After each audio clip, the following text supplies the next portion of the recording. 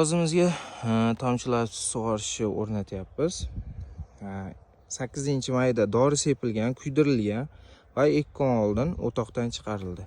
Bugun 30-may 2026-yil. Xo'p, shu paytgacha piyozimiz suv ichmadi. Xudoyimga shukr. Yomg'ir berib turdi. Shu sababli shu paytgacha suv ichgan yo'q. Piyozimizning holati. Kamchiliklar bo'lsa, izohlarda qoldirib ketasizlar. Ozgina qo'lim qaltiryapti. Xo'p, bizda ikkita tomonga suv ichadi. Bu asosiy, bu tarqatuvchi, bu kran. Bu krandan o'tganda 70 ta agat suv ichadi.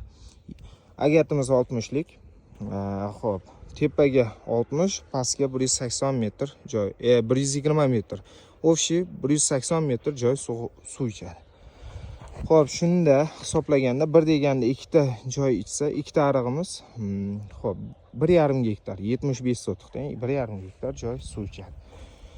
Xo'p, tarqatuv asosiy magistralniy lifeletimiz 150 lik, 100 lik chiqadi. Piyozimiz holati.